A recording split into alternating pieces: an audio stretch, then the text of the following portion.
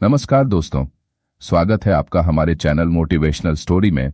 बहुत समय पहले माधवपुर नामक एक छोटे से गांव में सूरज नाम का एक गरीब युवक रहता था। वह अनाथ था और अपनी छोटी सी झोपड़ी में अकेला रहता था। सूरज ईमानदार, मेहनती और दयालु था, लेकिन गरीबी उसकी सबसे बड़ी चुनौती थी। गांव के लोग उसे पसंद करते थे, लेकिन उसकी मदद करने वाला कोई नहीं था। एक दिन सूरज लकड़ियां काटने के लिए जंगल में गया। काम करते समय उसने एक सुनहरी चमक देखी। पास जाने पर उसने एक सुंदर सुनहरे पक्षी को एक पेड़ की शाखा पर बैठे देखा। पक्षी इतना अनोखा था कि उसका प्रत्येक पंख सोने से बना था। सूरज ने ऐसा पक्षी कभी नहीं देखा था। सूरज ने पक्षी से पूछा, तुम कौन हो और यहाँ क्यों आए हो? पक्षी मुस्कुराया और कहा, मैं एक जादुई पक्षी हूं। मैं उन लोगों की मदद करता हूं जो सच्चे दिल से मेरे पास आते हैं। सूरज ने कहा, मैं गरीब हूं, मेरे पास खाने के लिए पर्याप्त नहीं है और पहनने के लिए अच्छे कपड़े नहीं हैं। क्या आप मेरी मदद कर सकते हैं? पक्षी के पंख असली सोने से बना था। सूरज बहुत खुश हुआ। उसने पक्षी को धन्यवाद दिया और पंख बाजार में बेच दिया। पंख बेचकर सूरज को बहुत पैसा मिला। उसने इन पैसों से अपने लिए खाना और कपड़े खरीदे, लेकिन बाकी पैसे गांव के गरीब लोगों में बांट दिए। लोग उसकी दयालुता की चर्चा करने लगे। कुछ दिनों बाद पक्षी फिर सूरज के पास आया। इस बार उसने उसे 2 पंख दिए और कहा, तुम्हारी ईमानदारी और दूसरों के लिए सोचने की आदत ने मुझे प्रभावित किया है। यह तुम्हारा इनाम है। सूरज ने दोनों पंख बाजार में बेच दिए और मिले पैसों से उसने गांव में एक जलाशय खुदवाया ताकि लोगों को पीने का साफ पानी मिल सके। उसकी उदारता के कारण पूरे गांव में लोग उसे सम्मान की नजर से देखने लगे। अब सूरज का नाम सिर्फ एक गरीब आदमी से नहीं जुड़ा था। कुछ समय बाद सोने का पक्षी फिर आया और बोला, सूरज, तुम्हारी नेकदिली ने मुझे यकीन दिला दिया है कि तुम एक सच्चे इंसान हो। अब मैं तुम्हें एक और उपहार दूंगी। यह कहकर उसने दूसरा पंख नीचे गिरा दिया। इस बार सूरज ने उन पैसों से गांव में एक स्कूल बनवाया ताकि बच्चे शिक्षा प्राप्त कर सकें। जो बच्चे पहले दिन भर इधर उधर भटकते रहते थे, अब वे पढ़ने लिखने लगे। उसके प्रयासों ने पूरे गांव का जीवन बदल दिया। हर बार जब पक्षी सूरज से मिलता तो उसे कुछ और पैसे देता और सूरज उसका इस्तेमाल दूसरों की भलाई के लिए ही करता। धीरे धीरे गांव समृद्ध होता गया। लोग सिर्फ सूरज की ही नहीं बल्कि उस पक्षी की भी पूजा करने लगे। एक दिन पक्षी ने सूरज से पूछा, तुमने जो भी धन कमाया है वह हमेशा दूसरों के लिए खर्च कर दिया। क्या तुम्हें अपनी जरूरतों के बारे में नहीं सोचना चाहिए था? सूरज मुस्कुराते हुए बोला, मुझे दूसरों की मदद करने में सबसे ज्यादा खुशी मिलती है। अगर मेरे पास कुछ है तो वह दूसरों के काम आना चाहिए। यही मेरे जीवन का उद्देश्य है। सूरज की बात सुनकर पक्षी ने एक चमचमाती सोने की शंख उसके सामने रख दी और कहा, यह शंख तुम्हारे लिए है। जब भी तुम्हें इसकी जरूरत हो इसे बजाना और तुम्हें हर समस्या का समाधान मिल जाएगा। सूरज ने शंख को संभाल कर रख लिया, लेकिन उसने तय किया कि वह इसे तभी बजाएगा जब गांव या किसी व्यक्ति को वास्तव में इसकी जरूरत होगी। उसने अपने थैले में कुछ आवश्यक सामान लिया और यात्रा पर निकल पड़ा। यात्रा करते करते वह एक विशाल राज्य विजयखंड नामक राज्य पहुंचा। राज्य की भव्यता देखकर सूरज को आशा बंधी। उसने सोचा कि यहाँ के लोग समृद्ध होंगे, लेकिन जैसे ही उसने शहर के बाजार और सड़कें देखीं, उसकी आंखों में निराशा छा गई। लोग भूख और गरीबी से जूझ रहे थे, बच्चे कुपोषित थे, किसान रो रहे थे और व्यापारी करों के बोझ तले दबे हुए थे। सूरज ने वहां के लोगों से बात की और समझा कि इन सभी समस्याओं का मूल कारण राजा है, जिसका नाम भानु प्रताप था।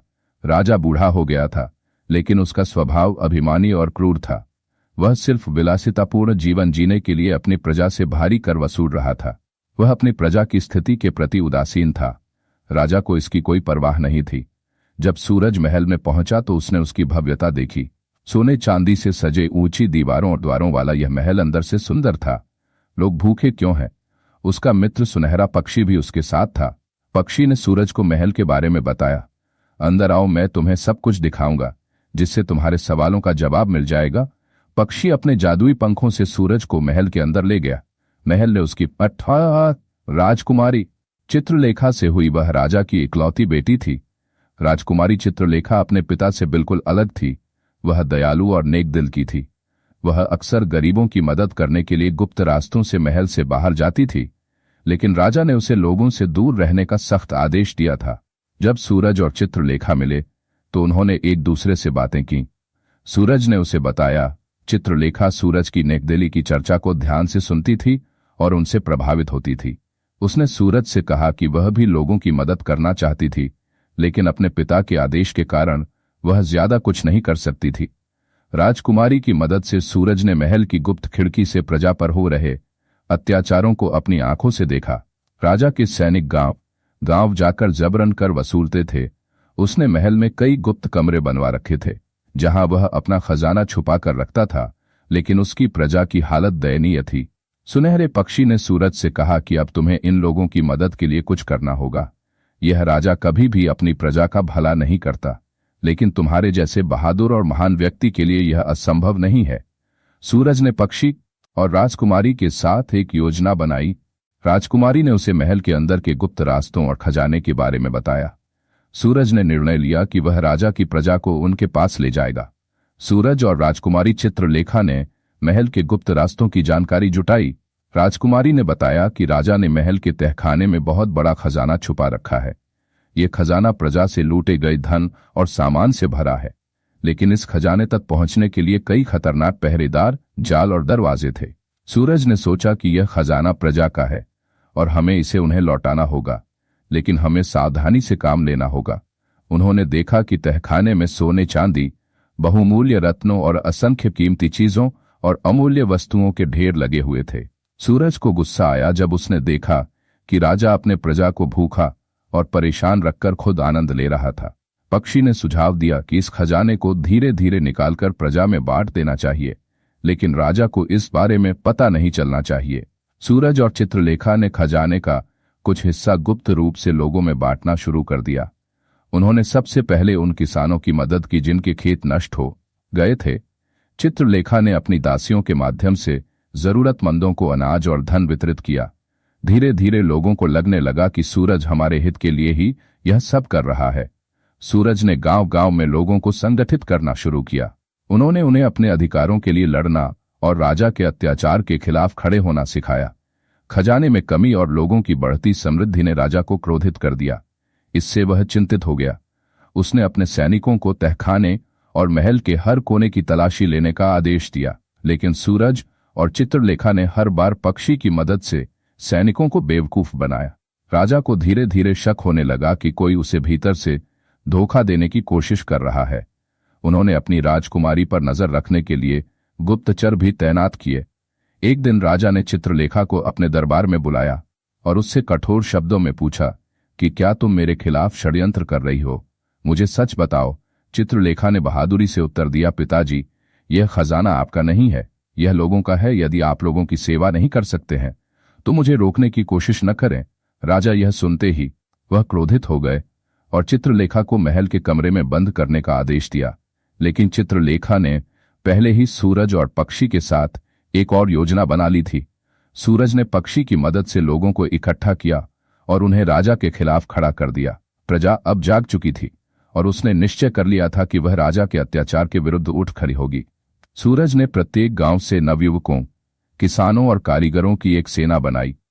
राजकुमारी चित्रलेखा, जो महल में कैद थी, उसने अपने विश्वस्त सेवकों के माध्यम से अर्जुन को संदेश दिया और महल की सुरक्षा तथा राजा की सेना की शक्ति के बारे में महत्वपूर्ण जानकारी दी। स्वर्ण पक्षी ने अपनी जादुई शक्तियों से सूरज की सहायता की। एक रात सूरज ने राजा भानु प्रताप को संदेश भेजा कि प्रजा अब तुम्हारे अत्याचारों को सहन नहीं करेगी। यदि तुम अपनी क्रूरता नहीं छोड़ोगे और खजाना नहीं लौटाओगे तो हम तुम्हारे विरुद्ध विद्रोह करेंगे। यह संदेश पढ़कर राजा क्रोध से भर गया और उसने अपनी सेना को तैयार रहने का आदेश दिया। उसने सेना को इस विद्रोह को कुचलने का आदेश दिया और पूरी शक्ति से आक्रमण करने की योजना बनाने लगा। सूरज ने प्रजा की सेना को युद्ध की कला सिखाई। हल और दरांती से अभ्यस्त किसान अब हथियार उठाने लगे। गांव की महिलाएं भी इस संघर्ष में शामिल हो गईं। वे मदद के लिए आगे आईं, सैनिकों के लिए भोजन पकाया, घायलों की सेवा की और जाल तैयार किए। स्वर्ण पक्षी ने सूरज से कहा कि महल के चारों ओर सुरक्षा बहुत कड़ी है। वहां पहुंचने के लिए उन्हें जंगल में गुप्त रास्तों का उपयोग करना होगा। सूरज ने कुछ विश्वस्त लोगों को इन मार्गों का पता लगाने के लिए भेजा। राजा ने अपने सैनिकों को गांवों पर हमला करने के लिए भेजा ताकि विद्रोह को शुरू में ही कुचल दिया जा सके। लेकिन सूरज और उनकी सेना ने जंगल के किनारे राजा के सैनिकों को घेर लिया। पहली लड़ाई में सूरज की सेना ने राजा की सेना को हरा दिया और उनके हथियार छीन लिए। यह जीत लोगों के लिए एक बड़ी प्रेरणा बन गई। अब लोगों को यकीन हो गया कि वे कुछ दिनों बाद महल पर हमला करने की योजना बना रहे थे। रात के अंधेरे में सूरज और चित्रलेखा के सेवकों और प्रजा की सेना महल की ओर बढ़ी। स्वर्ण पक्षी ने अपने जादुई पंखों का इस्तेमाल सैनिकों को छिपाने और उन्हें दुश्मन से दूर भगाने के लिए किया। राजा के सैनिक महल के द्वार पर तैनात थे।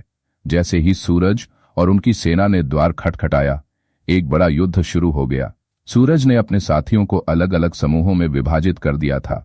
सूरज ने अपनी वीरता और नेतृत्व कौशल से अपने सैनिकों का मनोबल बढ़ाया।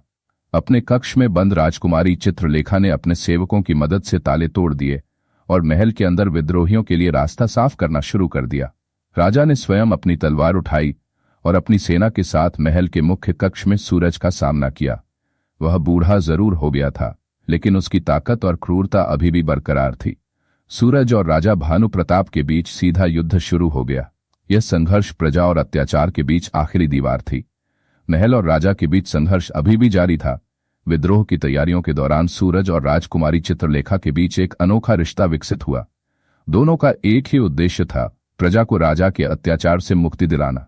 चित्रलेखा सूरज की बहादुरी, ईमानदारी और प्रजा के प्रति समर्पण से प्रभावित हुई, जबकि सूरज ने चित्रलेखा की दयालुता और साहस की सराहना की। सूरज उसे देखते ही वह उसे सम्मान की नजर से देखने लगा। स्वर्ण पक्षी ने देखा कि सूरज और चित्रलेखा के बीच एक अनकही भावना थी, लेकिन दोनों अपने कर्तव्यों में इतने तल्लीन थे कि वे इसका एहसास नहीं कर पा रहे थे।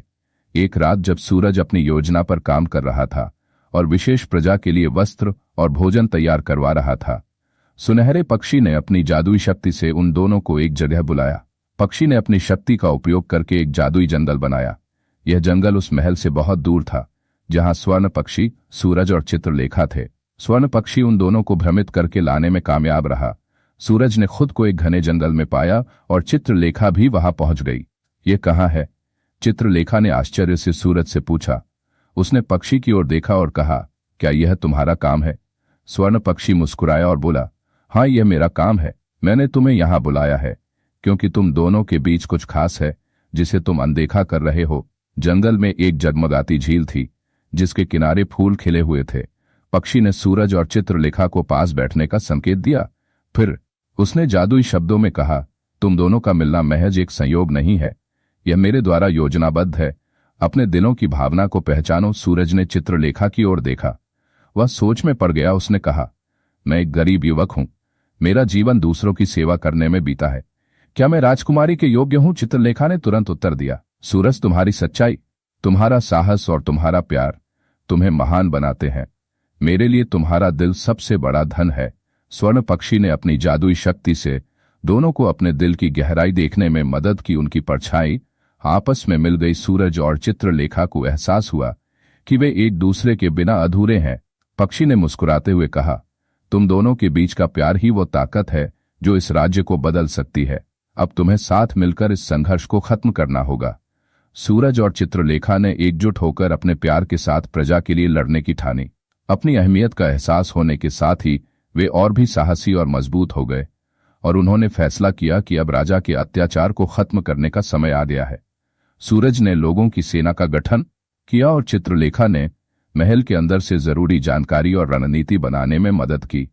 सोने के पक्षी ने अपनी जादुई शक्तियों से उन दोनों का साथ दिया ताकि वे हर मुश्किल का सामना कर सकें। सूरज और उसके सेना ने महल पर हमला कर दिया। यह युद्ध पहले से भी अधिक कठिन था। राजा ने अपनी पूरी सेना महल के मोर्चे पर तैनात कर दी। द्वार पर भीषण युद्ध हुआ। सूरज ने अपनी चतुराई और रणनीति से राजा की सेना में फूट डाल दी। महल के अंदर चित्रलेखा ने अपनी दासियों और गुप्त समर्थकों के साथ आंतरिक सुरक्षा को कमजोर कर दिया। जैसे ही सूरज महल के मुख्य कक्ष में पहुंचा, राजा ने स्वयं उस पर हमला कर दिया। उसने अपनी तलवार उठाई और सूरज का सामना किया। राजा और सूरज के बीच भयंकर युद्ध शुरू हो गया। राजा बूढ़ा था लेकिन अनुभवी और क्रूर था। दूसरी ओर सूरज में साहस और न्याय था। अपने राज्य और प्रजा के प्रति उसकी वफादारी उसकी सबसे बड़ी ताकत थी। दोनों की तलवारें टकराईं और पूरा महल लड़ाई देखने के लिए रुक गया।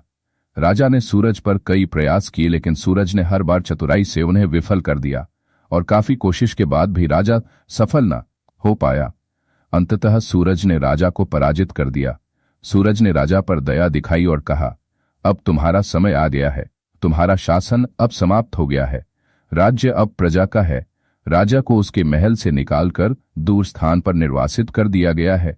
प्रजा सूरज और चित्रलेखा को अपना नया शासक बनाने की मांग करती है। महल में सब कुछ शांत हो जाता है। इसके बाद प्रजा ने सूरज और चित्रलेखा के प्रेम को स्वीकार कर लिया। दोनों ने अपने विवाह के लिए एक सादा समारोह आयोजित किया, जिसमें पूरे राज्य के लोगों ने भाग लिया। सोने के पक्षी ने उन्हें आशीर्वाद दिया और कहा कि तुम दोनों के प्रेम और न्याय से यह राज्य समृद्ध होगा। विवाह के बाद सूरज और चित्रलेखा ने मिलकर राज्य पर शासन किया और प्रजा के कल्याण के लिए नई नीतियां बनाई। राजा का खजाना, जो पहले महल के तहखाने में रखा रहता था, उसे बंद कर दिया गया और अब उसका उपयोग प्रजा के कल्याण के लिए किया जाने लगा। जब राज्य में शांति और समृद्धि लौट आई तो सोने के पक्षी ने सूरज और चित्रलेखा से कहा, मेरा काम अब पूरा हो गया। सूरज और चित्रलेखा ने पक्षी को धन्यवाद दिया और उसे विदाई दी। दोस्तों, आज की कहानी कैसी लगी कमेंट बॉक्स में जाकर जरूर बताएं। वीडियो अच्छी लगी तो लाइक और शेयर जरूर करें। चैनल पर पहली बार आए हैं तो सब्सक्राइब करना ना भूलें। धन्यवाद। मिलते हैं एक नई कहानी के साथ। नमस्कार।